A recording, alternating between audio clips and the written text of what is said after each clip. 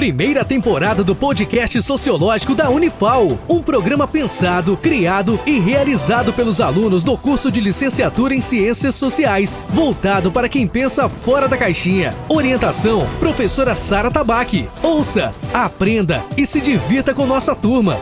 E não esqueça de curtir e comentar em nosso Instagram, @sociais023. Toda segunda-feira, das 18 às 19 horas, podcast sociológico Unifal. Embarque com a gente nessa, aqui na Rádio Federal FM 101,3 MHz.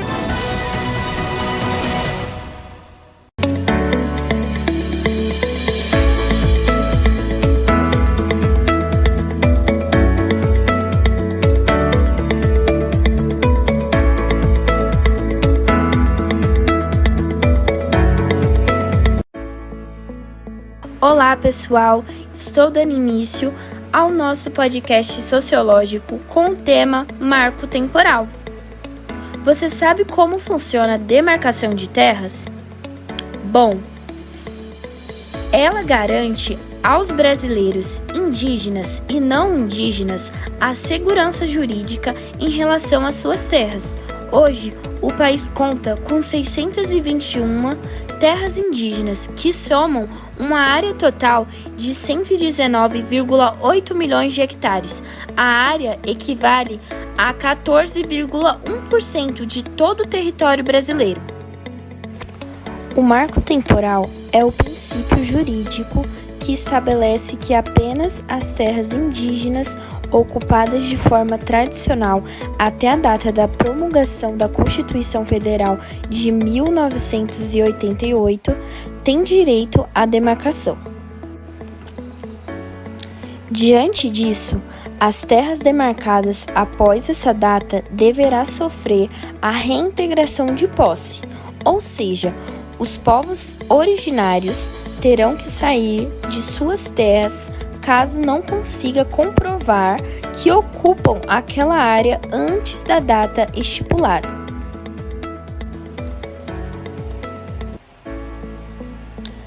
A retirada de povos originários de sua terra, além de ferir a Constituição de 1988, não se trata apenas de uma questão territorial, e sim econômica, tendo em vista que favorece o agronegócio e o garimpo ilegal, além de ser uma questão de sobrevivência da cultura dos povos no Brasil.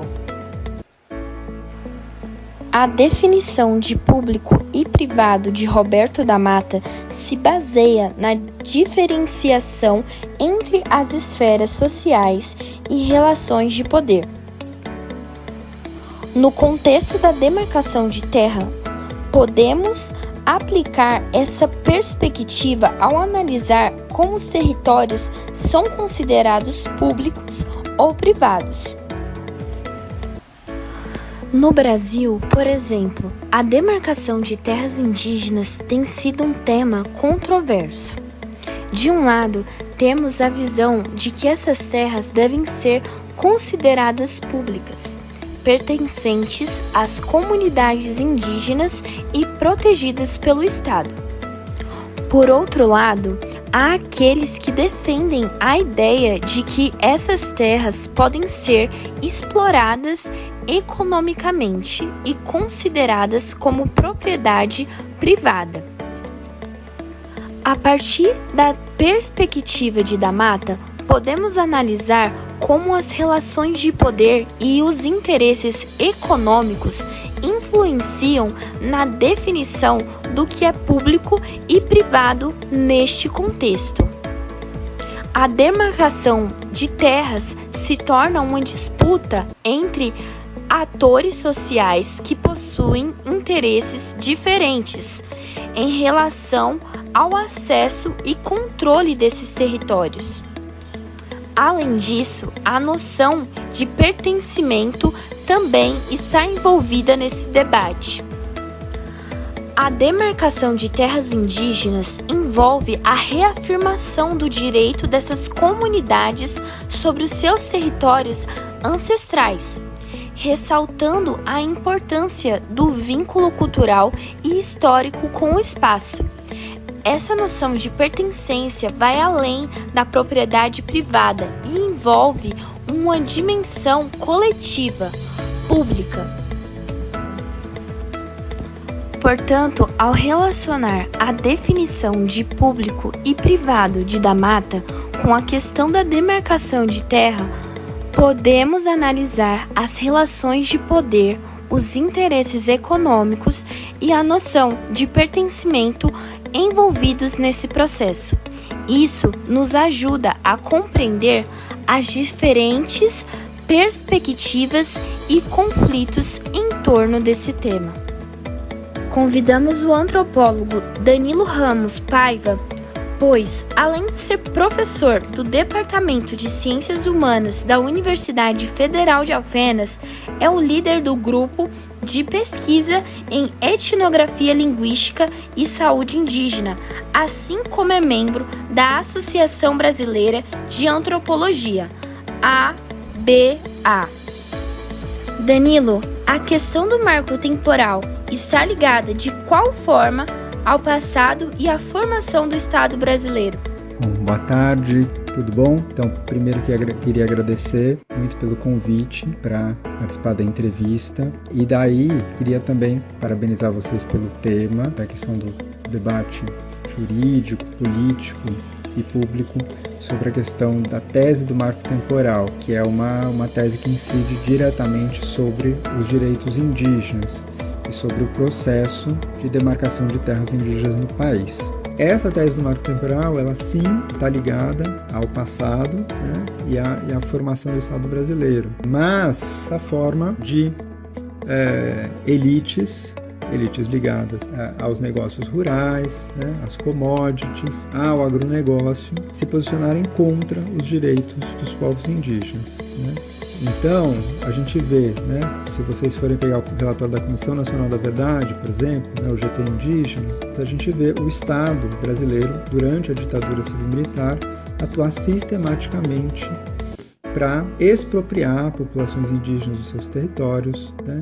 A gente vê a denúncia ali no relatório também de práticas de genocídio do Estado brasileiro, então extermínio de comunidades inteiras, né? Envenenamento de rios para que a população, ao ingerir a água, morresse. A gente vê, por exemplo, né, a questão do povo Krenak, que foi retirado das suas terras, né, e colocado junto com o povo Machacali, no norte de Minas, e depois a população Krenak retorna para suas terras e retoma o seu território tradicional.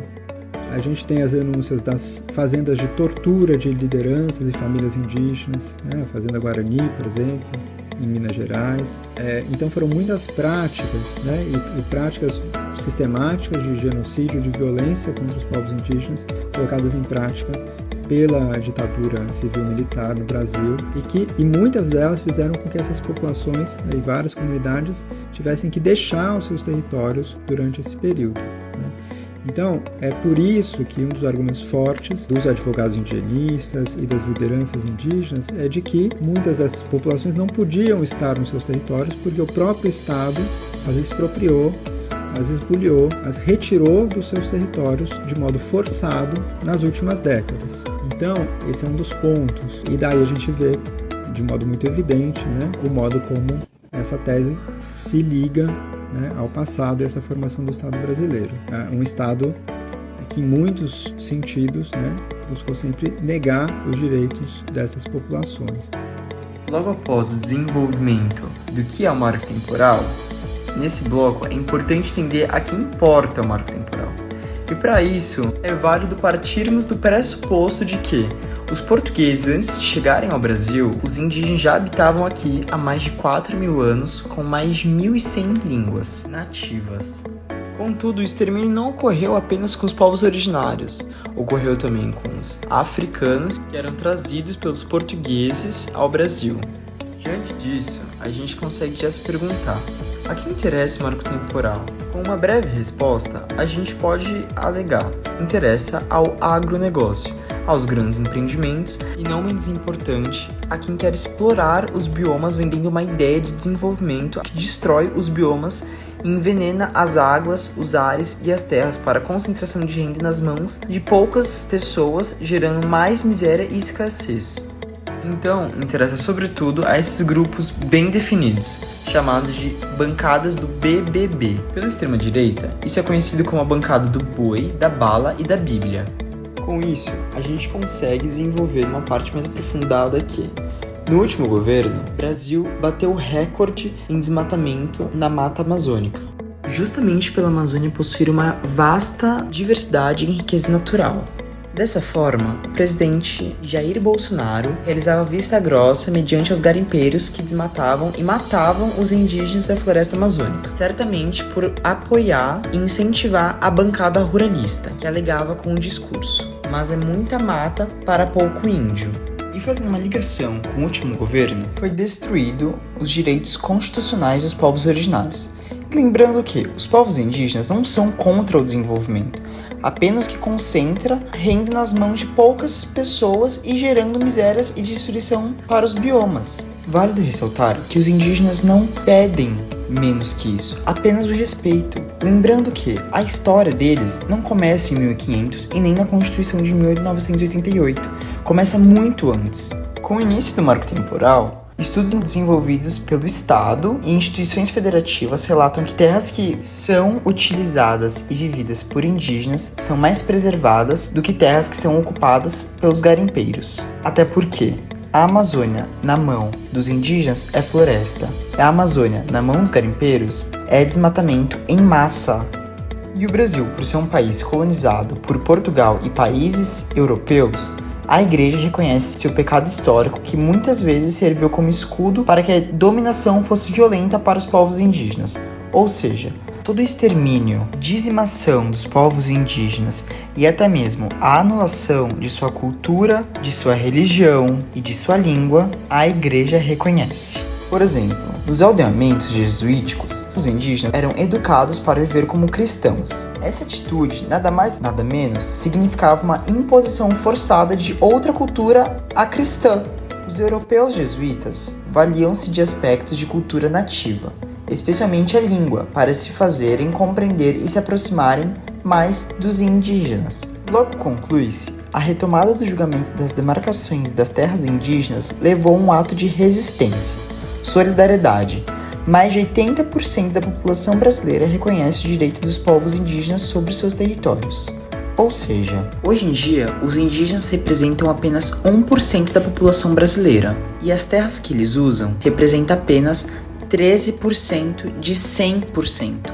Só que é mais que por direito dos indígenas ocuparem até 50%. Por quê? Ao contrário do que a bancada ruralista pensa e diz, os indígenas não querem voltar a Copacabana e muito menos invadir o sítio do seu tio José, mas sim ajudar a preservar e cuidar de toda a vasta mata que o Brasil possui.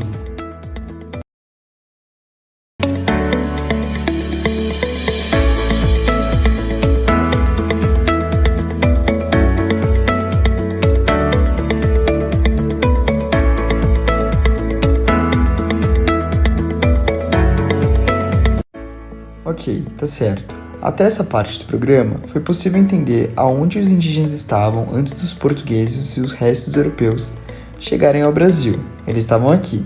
Vimos que eles estavam aqui há mais de 4.000 anos, com mais de 1.100 línguas nativas por eles. Só que a vala que foi aberta e não foi comentada é a questão de que os indígenas e todos os povos originários do Brasil exercem uma principal função e uma importante ação no meio ambiente, tanto na preservação das matas, da fauna, da flora, quanto na própria reprodução da fauna e da flora. Da fauna por não desmatarem os animais e da flora por conseguirem usar técnicas indígenas de manejo de floresta. O que não foi compreendido no governo passado por Jair Bolsonaro é a função que os indígenas e os povos originários têm no Brasil, como foi dito, com a preservação da fauna, da flora. Em contrapartida, ele não só apoiava, como ele estudava a ideia de enviar militares para ajudar os garimpeiros no desmatamento da Amazônia. E é importante relembrar, não era só o desmatamento da Amazônia. Acabavam matando e exterminando os indígenas também, de diferentes aldeias. Um dos povos que mais sofreram diante dessa situação foram foram os povos Yanomami.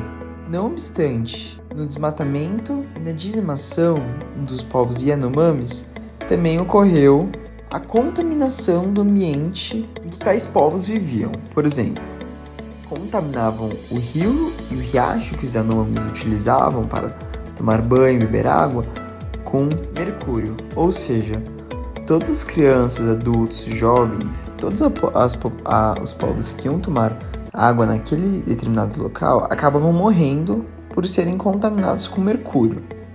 E embora isso fosse um dos grandes problemas, haviam outros. Por exemplo, devido ao desmatamento exacerbado, tanto da fauna quanto da flora, a natureza e o meio ambiente acabaram entrando em desequilíbrio, produzindo assim uma epidemia de malária que acabou também, dessa forma, matando muitas pessoas. E os mais afetados mediante isso, infelizmente, foram as crianças, os jovens e os adolescentes também. Claro, sem contar as pessoas que já têm uma saúde mais frágil, então já partem de um pressuposto ruim, e também os idosos. Portanto, pode-se concluir que a bancada ruralista e a bancada de extrema-direita do BBB, conhecida como Bala, Boi e Bíblia, querem que aconteça o marco temporal, porque isso privilegia essas pessoas compactas, ou seja, poucas, mas desfavorece as outras pessoas, gerando a miséria e a escassez. E a quem afeta, afinal, o marco temporal, além dos povos indígenas? Todos nós. Essas crises climáticas que estamos enfrentando, com picos extremos de temperatura, como os 40 graus que foram batidos no inverno, e as baixas temperaturas que estamos enfrentando no calor e na primavera. Isso é devido, sem sombra de dúvidas, ao desmatamento em larga escala.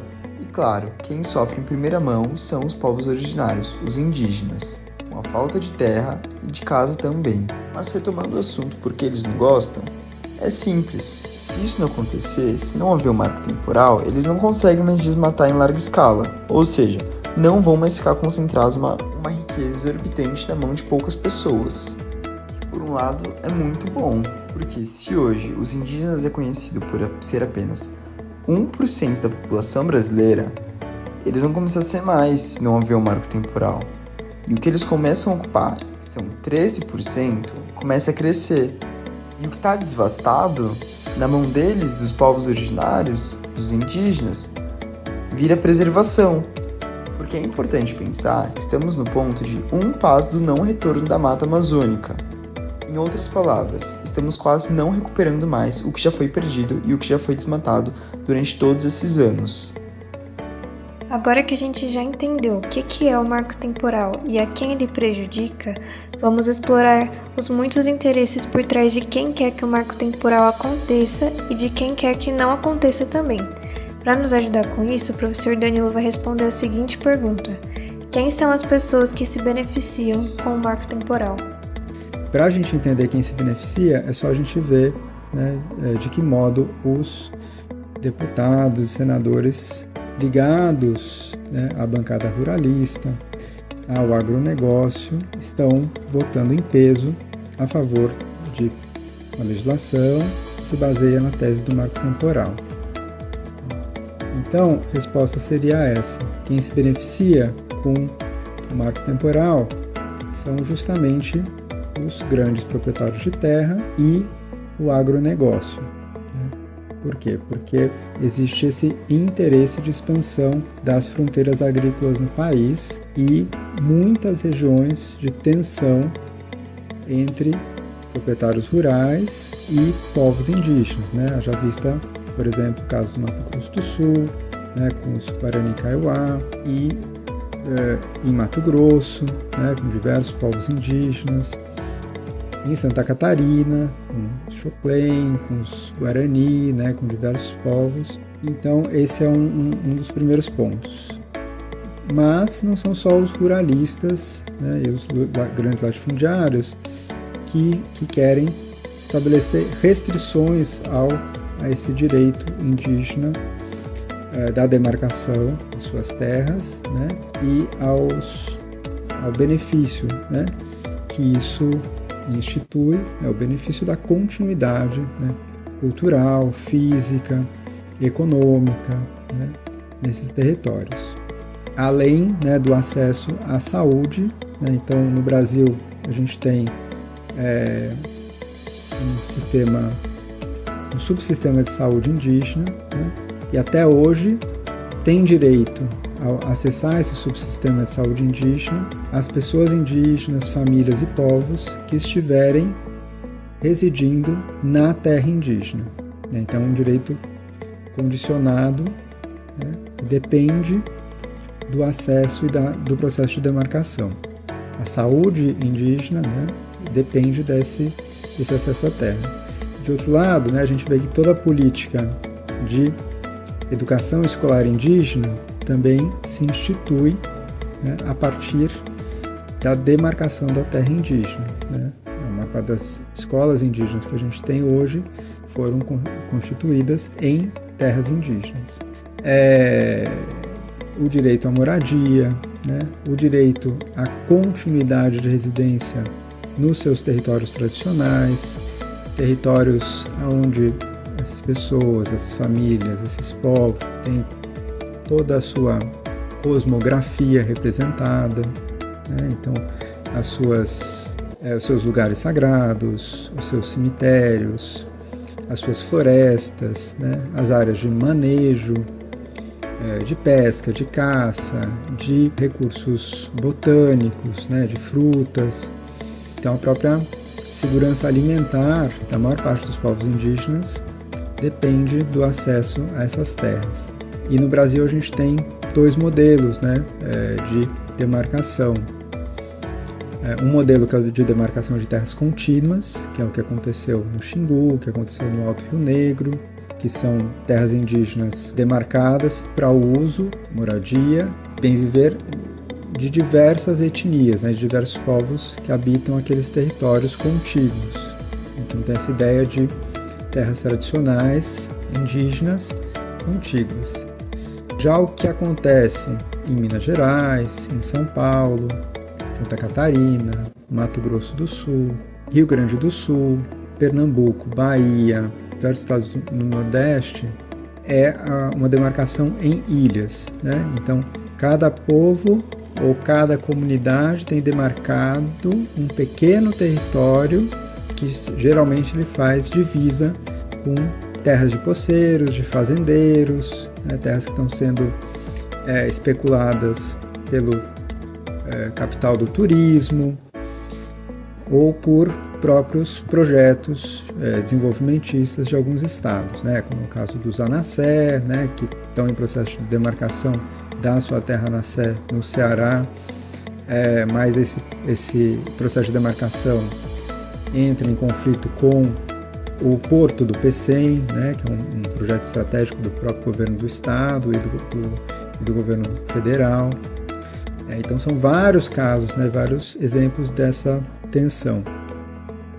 Quem se beneficia são todos aqueles que são grandes latifundiários, muitos deles possuidores de terras improdutivas, é algo que a gente vê, né, há séculos no país, né, a questão da especulação da terra, em termos de torná-la uma mercadoria, e essa elite do capital rural, né, então do agronegócio, né, que quer expandir as suas fronteiras agrícolas em vários estados.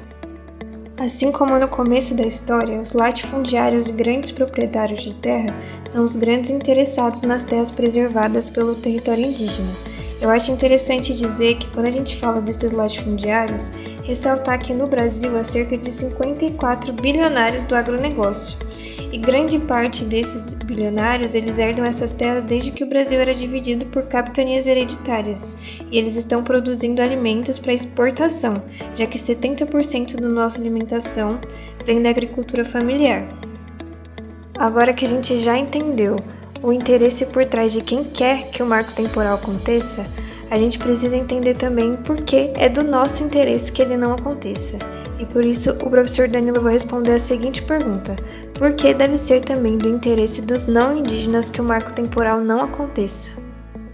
Então, esse é um ponto muito importante, o diálogo entre o movimento indígena, indigenistas, né? Então todos aqueles que trabalham com povos indígenas em prol do acesso de populações indígenas aos seus direitos, e a sociedade nacional, né? Então, todas as demais pessoas do país que não são indígenas.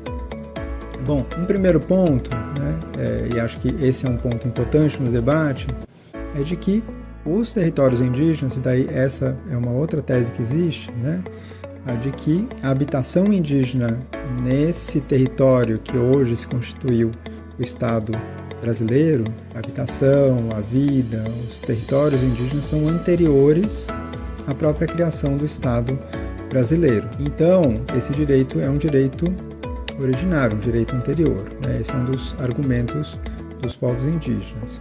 Outro argumento que é utilizado, né, é a questão de que a gente percebe que, bom, as áreas do país em que se tem a maior biodiversidade preservada dizem respeito a áreas em que a gente percebe uma grande parte da população indígena morando, e muitas delas condizem com terras indígenas. Então, isso quer dizer o quê?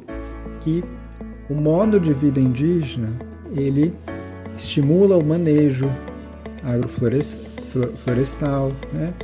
Ele permite a continuidade da biodiversidade, ele assegura que não haja desmatamento. Então, isso é algo que vem sendo comprovado já, né, ao longo de todo o século XX.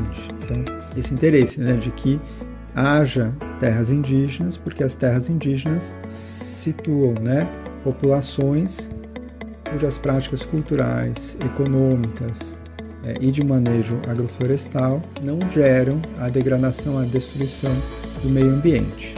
Outro argumento também, que foi muito utilizado, né, na criação do Serviço de Proteção dos Índios, na criação da FUNAI e de toda a argumentação de defesa dos povos e culturas indígenas no país ao longo do século XX, diz respeito às fronteiras do país, ao modo como a habitação e as terras indígenas nas fronteiras levam, né, a uma defesa territorial. Então a gente tem toda uma história também de caciques, né, de lideranças indígenas que inclusive receberam patentes e foram vistos pelo exército, e daí o rondonismo, né, Marechal Rondon foi um dos idealizadores desse movimento, percebendo que várias dessas populações garantiam a defesa do território e das fronteiras, né? Se identificavam com o Brasil, né, enquanto moradores, enquanto cidadãos brasileiros, e defendiam esses territórios.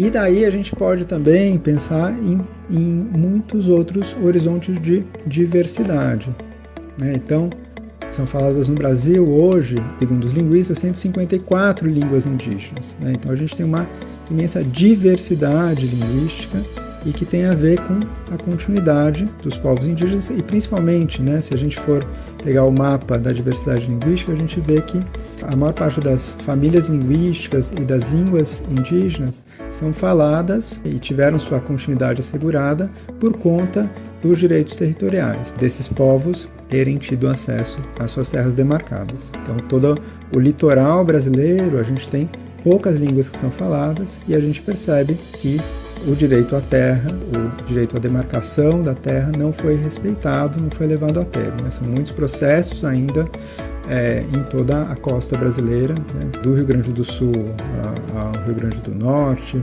de demandas por demarcação que não foram realizadas, né? E a gente tem falados no Nordeste, Sudeste, Leste do país, poucas línguas. Então, o Guarani, como sendo uma delas, o Ieté, falado pelos Funiô, o Pachorrã, falado pelos Pataxó, e o Machacali, falado pelo povo Machacali, no norte de Minas, né? E o Krenak, né? Também em Minas Gerais.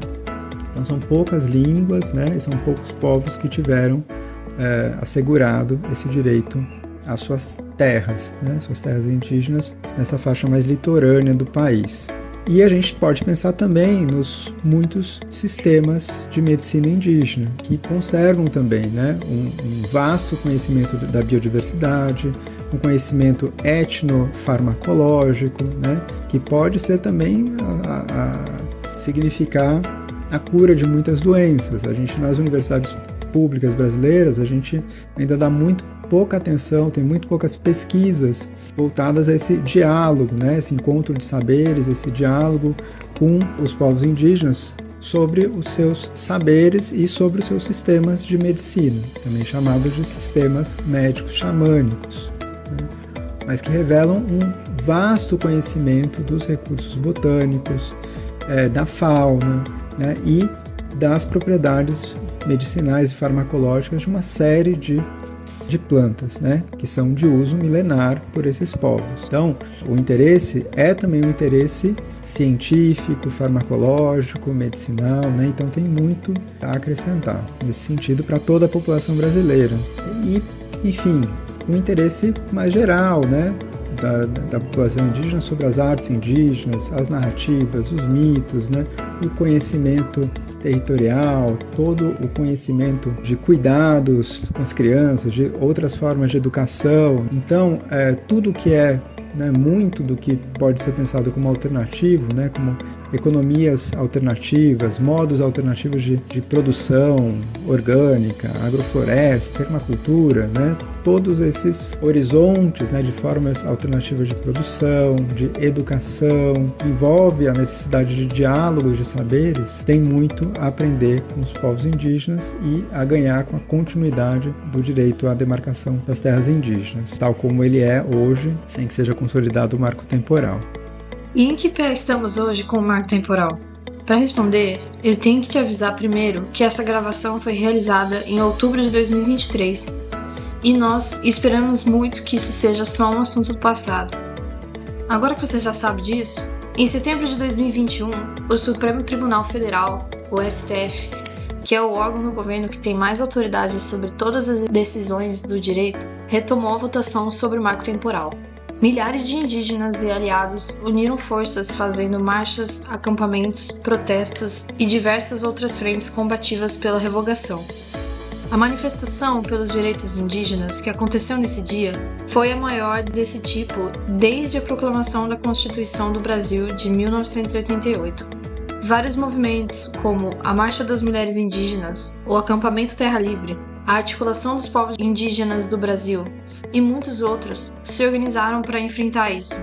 A votação terminou no dia 21 de setembro de 2023, com 9 votos contra e 2 a favor. Com isso, ficou determinado que o marco temporal não será aplicado no Brasil, e também que ele é inconstitucional. Só que o problema ainda não tinha acabado, e na verdade ainda está muito longe disso, porque o ministro Alexandre de Moraes propôs uma, abre aspas, alternativa de conciliação entre o agronegócio e os povos indígenas, fecha aspas. Agora vem cá, você realmente acha que dá para conciliar interesses entre uma população que vem sendo dizimada há 500 anos e empresários que só querem explorar recursos?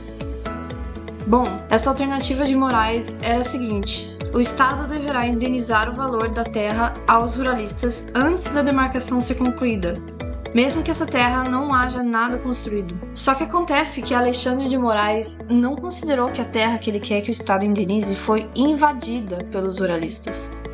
A terra já era dos indígenas, foi invadida pelo ruralista e agora terá que ser paga, como se ele tivesse perdido algo que era dele. Sobre isso, a Advocacia Geral da União, que é o órgão que representa judicialmente o governo do Brasil, como se fosse o advogado do Brasil, mandou uma nota para o STF, avisando Moraes que essa proposta acarretaria gastos incalculáveis ao Brasil, já que a quantidade de ruralistas que invade terras indígenas é muito grande. Além disso, essa proposta também paralisaria o processo de demarcação de muitas terras indígenas, já que a intenção era de indenizar antes de finalizar a demarcação. Ou seja, na prática as terras não seriam demarcadas. Felizmente, o marco temporal não foi aprovado pelo STF, mas essa ideia de Moraes foi, porém com uma alteração. O processo de pagamento deverá ocorrer de forma separada para não travar as demarcações. E isso é um alívio, mas ainda houveram mais problemas para enfrentar. Dias depois do veto do STF, o Senado aprovou uma lei do marco temporal, a PL 2903/2023. Sim, eles arranjaram uma forma de driblar o STF e a Constituição para tentar aprovar o marco. E mais que isso, essa PL tem cláusulas a mais que a ideia original do marco temporal não tinha, que são extremamente nocivas aos povos originários. Dentre elas, a permissão de entrar em contato com povos indígenas em isolamento voluntário, ou seja, que não têm contato com os brancos por escolha própria. Essa lei segue agora para as mãos do presidente Lula para ser, em partes ou inteiramente, vetada ou aprovada. Pensando nisso, perguntamos à nossa entrevistada Cauana, indígena da etnia Pataxó e estudante de Ciências Sociais pela Unifal. A sua comunidade indígena tem terras demarcadas? Como você e seus familiares se sentiram com a revogação do marco temporal no dia 21 de setembro? Sim, o povo Pataxó, a gente vive no extremo sul da Bahia, né? Em volta são 36 aldeias distribuídas e 6 em terras indígenas, que são Águas Belas, Aldeia Velha, Barra Velha, Imbiriba, Coroa Vermelha e Mata Mendonho. Essas, elas estão situadas no município de Santa Cruz Cabralha, Porto Seguro, Itamaraju e Prado. E todas essas terras já são demarcadas, né? Já há bastante tempo. Eu sou da aldeia Barra Velha. Na verdade, elas foram demarcadas há muitos anos atrás. Em 1987, mais ou menos, já tinha sido demarcada a minha aldeia, que é na comunidade de Barra Velha. Então, e sobre a revogação do marco temporal, por enquanto nós enterramos, né? Enterramos o marco temporal, ufa, né? Todos os nossos parentes, nós estamos alegres, não só a etnia, o nosso povo da etnia Pataxó, mas também todos os povos indígenas do Brasil, nós estamos comemorando, né? Nós sabemos que a luta ainda continua e que nós precisamos nos unir e nos manter forte e de pé, né? Porque sabe que a luta ainda não acabou. Agora mesmo, no momento em que você está nos ouvindo, provavelmente o presidente Lula já deu sua resposta de veto ou aprovação da PL 2903/2023 do marco temporal. Se ele tiver sido de veto, o Senado já deve estar se articulando para derrubar a decisão. E sim, o Senado consegue fazer isso. Agora, se a resposta do Lula for de aprovação, isso será uma grande ameaça à sobrevivência das pessoas indígenas e das suas culturas, e é muito importante que todos que defendem esse direito se juntem à causa e cobrem mudança. No cenário de veto pelo presidente Lula, para o Senado conseguir derrubar a decisão, eles precisam alcançar 257 votos de deputados e 41 de senadores, sendo que hoje eles têm 283 de deputados e 43 de senadores. Se isso acontecer, o marco temporal, agora com um projeto de lei, passará de novo pelo STF para ser vetado ou aprovado. Ainda não satisfeitos, os políticos de oposição da bancada ruralista também estão preparados para um possível veto do STF, que é dando continuidade ao registro da PEC 48/2023, que é uma proposta de emenda à Constituição do marco temporal. Nesse sentido, perguntamos ao nosso entrevistado Danilo, antropólogo. Danilo, quais são os próximos desafios para a defesa dos direitos indígenas? Eu acho que o principal desafio nesse governo atual é a continuidade das formas de articulação do movimento indígena e contraposição a essas frentes parlamentares, à bancada ruralista e a esse movimento que vem tornando viável a consideração pelo Estado brasileiro da tese do marco temporal. Isso a gente viu pela votação expressiva na Câmara e no Senado. De algo, uma tese que, segundo o próprio Supremo Tribunal Federal, fere os princípios da Constituição brasileira com relação aos direitos territoriais dos povos indígenas. Então, o grande desafio, eu acho, e daí esse é um desafio para os juristas indígenas, para os juristas indigenistas, e também um desafio amplo, de diálogo com a sociedade brasileira e de articulação e mobilização em termos nacionais e internacionais. Então, os atos de rua, né, as idas a Brasília, o acampamento Terra Livre, próprias mídias, né, utilizadas, né, pelo movimento indígena, todos esses recursos, eu acho que eles têm que ser utilizados para um diálogo amplo com a sociedade brasileira para intensificar as mobilizações contra a tese do marco temporal. Então, acho que o grande desafio é, né, a gente viu o movimento indígena fazer isso com muita força no governo Bolsonaro, né, se contrapor, fazer grandes mobilizações, grandes marchas a Brasília, marchas de mulheres indígenas, grandes acampamentos Terra Livre, mas a gente está vendo pouco isso acontecer agora no governo Lula. Então, acho que o grande desafio é, nesse governo, de uma gestão mais progressista, inclusive com o Ministério dos Povos Indígenas, com a Joênia Wapchana, né, uma advogada, presidindo a FUNAI, né, a Fundação Nacional dos Povos Indígenas, a gente conseguir, nós enquanto indigenistas, e daí o movimento indígena, ter uma força de mobilização e contraposição. Também gostaríamos de saber qual é a importância dos movimentos políticos pelos direitos indígenas na revogação do marco temporal. Realmente a importância ela é total, só a articulação indígena, são só as marchas de mulheres indígenas, de movimentos indígenas para Brasília, uma mobilização muito ampla de diálogo com a sociedade brasileira, de articulação internacional, que vai, de fato, conseguir barrar a legislação que a bancada ruralista tenta aprovar a partir do Senado, a partir da Câmara dos Deputados, para fazer com que o sistema jurídico brasileiro opere a partir dessa tese, né? Negando o direito originário dos povos indígenas. Nosso episódio de hoje já está chegando ao final. Vou deixar aqui 2 referências para você se quiser saber mais. O site www.apiboficial.org e o livro Carnavais, Malandros e Heróis, para uma sociologia do dilema brasileiro, de Roberto da Mata. E para finalizar, fica aqui uma última pergunta e um recado final da nossa colega Cauana, que é indígena e estudante de Ciências Sociais pela Unifal. Cauana, como as pessoas não indígenas podem se juntar aos movimentos pela causa indígena? Como os não indígenas devem apoiar as causas indígenas é ouvindo o que eles têm a dizer. Eu acho que muitas vezes a gente ouvir é melhor do que a gente falar, né? Então, vocês consumir com consciência, saber que os povos indígenas são os maiores preservadores do meio ambiente, né? Porque o branco, quando ele entra em uma terra florestada, em uma terra que a natureza é preservada, ele não está lá para destruir ela, mas sim o branco que vem para investir, para trazer grandes investimentos, aliás, só pensa no dinheiro.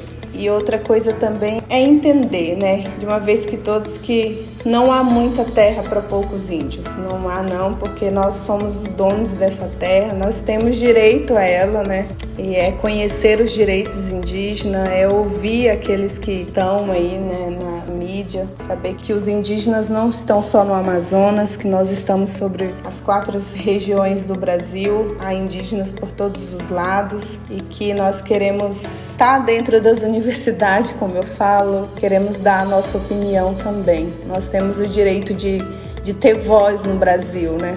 É isso que eu penso a respeito de que vocês nos apoiem, né? Nos apoiando pelas redes sociais, levando essa voz, levando a voz dos nossos ancestrais, daqueles que atuam na defesa dos povos indígenas, né?